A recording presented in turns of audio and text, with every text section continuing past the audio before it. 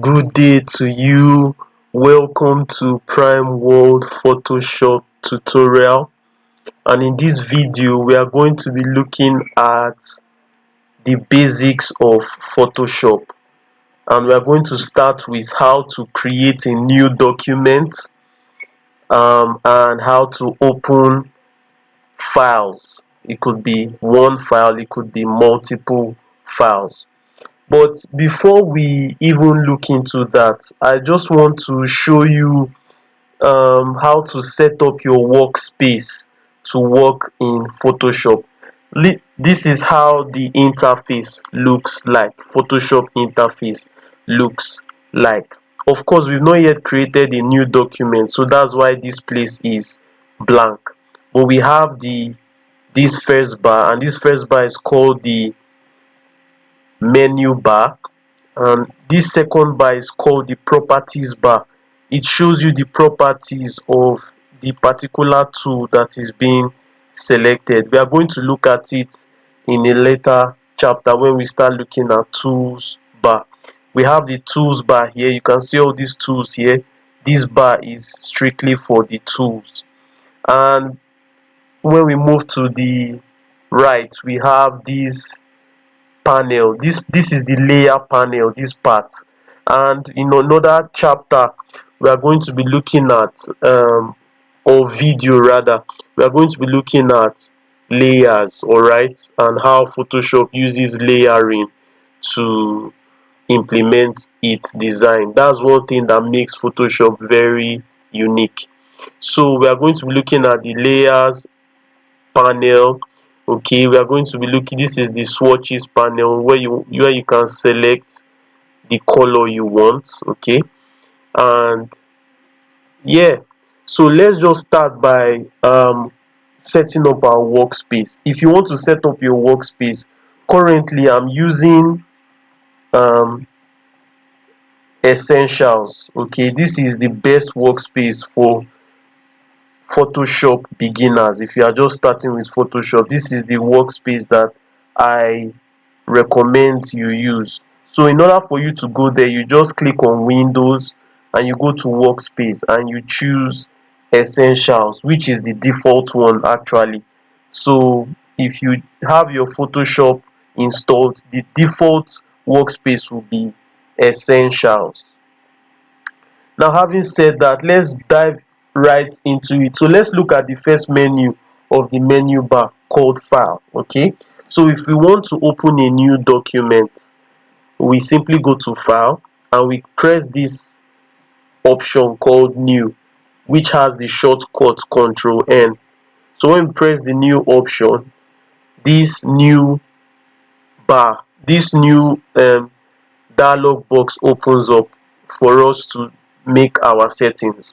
So for this first one, you can decide to call the document a name, give it a name that you want, okay, depending on what you want to design. So let me just call this test. Let's just call it test. Okay, then of course you would want to leave the document type to custom, because this is usually the custom one used. Okay, depending on what you want to work on. There's the one for artboard, there's the one for web, there's the one for mobile app design, depending on what you want to design. But for a start, we are going to just use the custom one, which is like a general setting for everything. Now the next place we are going to look at is the width. That is, how wide do you want your document to be? Okay, so that's where this one is specified. And the next one is the height. How tall do you want your document to be? So this is where we specify the the height of your image. And right now Photoshop is a raster software rather, because it works with pixels. There's what we call pixels. Okay, usually when you snap an image with your camera and you zoom very close to that image, you will see that the image is made up of tiny squares called pixels. Okay, and Photoshop usually creates its objects and edit photos in pixelated format. So we can set up the dimension, like more or less the unit of measurement, something like that, for your document. And by default it's set to pixels. You can set it to inches, centimeters, millimeters, points, picas, columns, but for a start we are going to set ours to pixels. Okay, and there are different standard pixel dimensions for um a document template. Okay, take for example the standard pixel dimension for A4.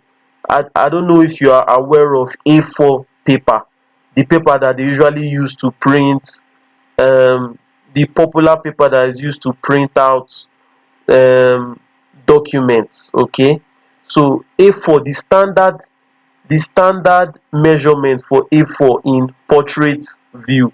What I mean by portrait view is in the tall view, not in the wide view. In the tall view, okay, is more or less, the width is, so it's 2480 by 3508. Okay, so this is the pixel dimensions for A4 paper. Okay, so we are going to be looking at an exercise that would expose to you, if you do it, the different pixel dimensions for different design templates like Instagram story and the likes. Now let's move to the next one, which is resolution.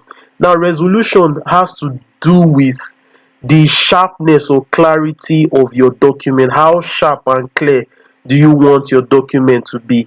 Of course, you know, if you use smartphones or digital camera, you have an idea what resolution means.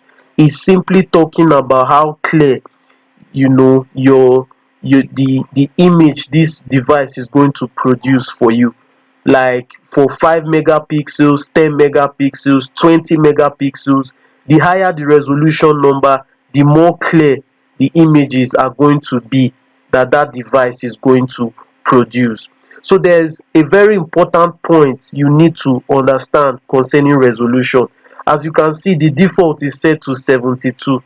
That is because if you are designing for online purpose or for digital purpose, that's, you just want your design to be on a digital platform like on your laptop or on your computer, or you want to design for the web, if you want to post it on the web or online, the standard resolution is 72.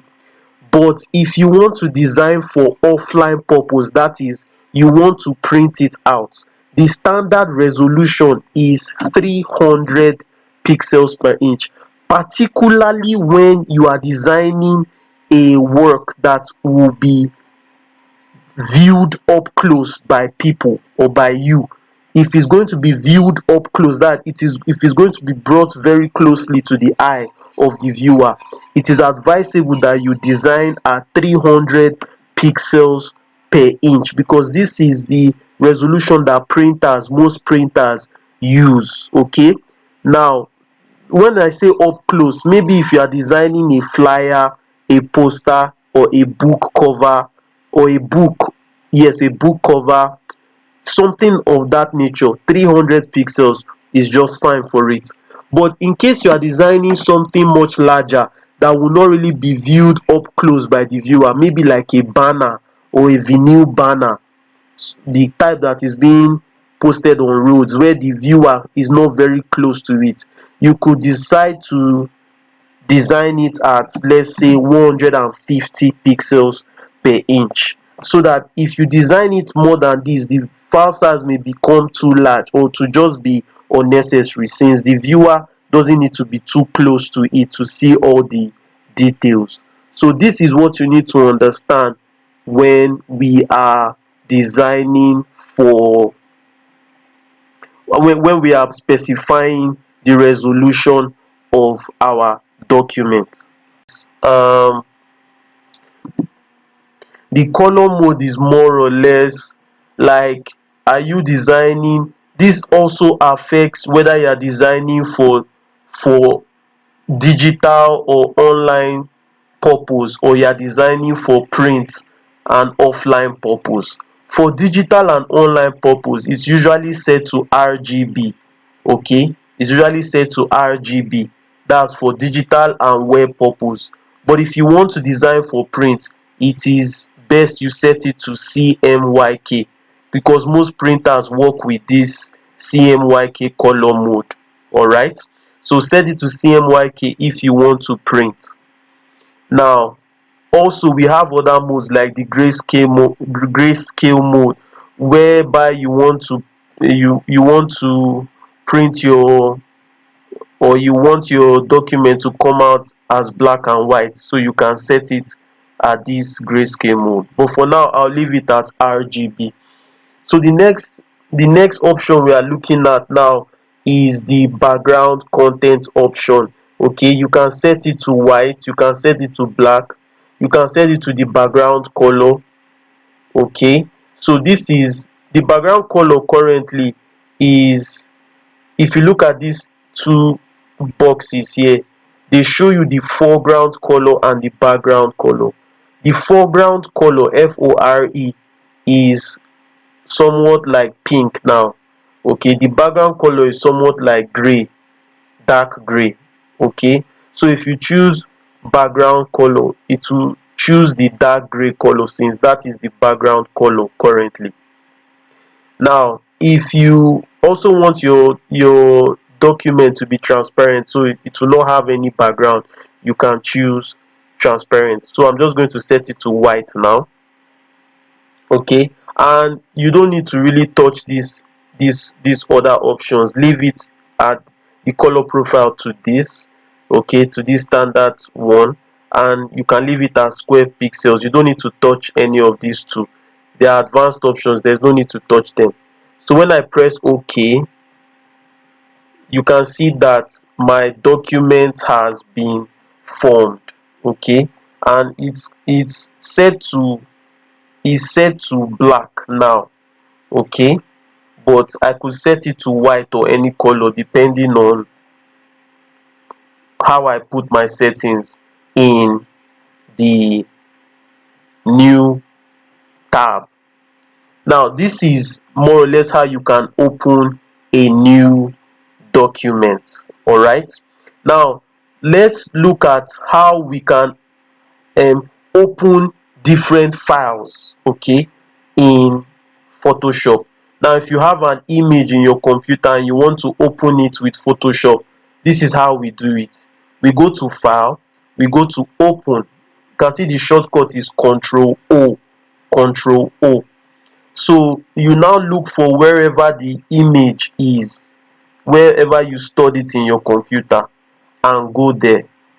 All right, you go there and you pick the image you want. So let's say I wanted to open this image. I just click on it and click on open. That's one option. Or I just double click on it, that's left click twice rapidly, double click on it, and it opens up the document. Okay, so this is the image we have. Now, what if we want to open multiple images at once? So still going to file, open. Now let's now pick multiple images. If you want to pick multiple images, you click on the first image you want to pick, hold down Control, left click. You can see that is selecting both of them without leaving this one aside, because I'm holding down Control, left click again, left click. So imagine if I wanted to select these 4 images, I just click on the first one and hold down Control and click on the remaining.